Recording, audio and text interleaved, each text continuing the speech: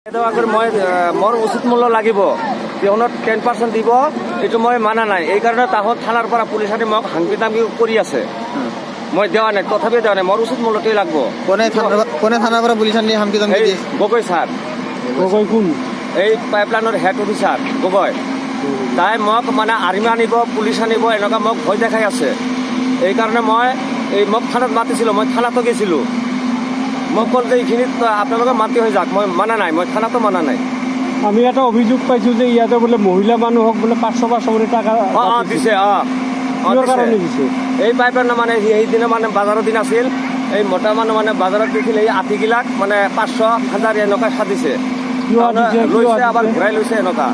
কিয় দিছে? মানে একাউণ্টলৈ জমা দিয়ক, মই পইচা সোমাই দিম, এনেকুৱা কৈছে, মানে হাংকি দাবী কৰিছে।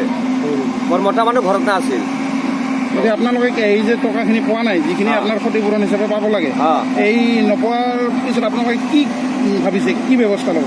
ব্যৱস্থা মানে মই চৰকাৰৰ তাতে যাম, একেবাৰে আইন বিচাৰাম। মোৰ আইন লাগে, মোৰ যেনেকৈ মানে উচিত মূল্যটো পাব লাগে এইটো মই বিচাৰিছোঁ। গেছে কারি বাড়ির কালকে যাওয়ার পরে কইলো বলে ডকুমেন্ট জমা দেন। আমরা কইলাম যে আঙ্গুর মূল্য দেন, দেওয়ার পরে কাম করে যাবেন, আমরা বাধা দিব না। আঙ্গুর মূল্য দিব না, আমরা বাধা দিচ্ছি যে উচিত মূল্য যে না দিচ্ছেন তখন তো আমরা কাম করবে দিব না।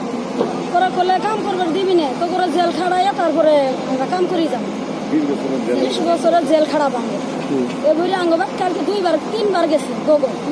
তারপরে কলাম আমরা জেল খাটমু, আপনারা যদি জেল খাড়ায় কাম করি নি যাওয়ার পান তাহলে করান কিরকম পান। আঙ্গুরে মাড়ি তো আর কোনো ঘেই নাইকে, গেলটি নাইকে, আঙ্গুরে মেদি বাট্টা করা মাড়ি আমরা কি বুড়ি কাম করবো? আনারা কাম করবেন, আমরা জেলই খাটমু, কিন্তু আমরা কাম করে দিব না। আঙ্গুর মূল্য দিবেন, তারপর আঙ্গুর ক্ষেত্রে কাম করে যাবো।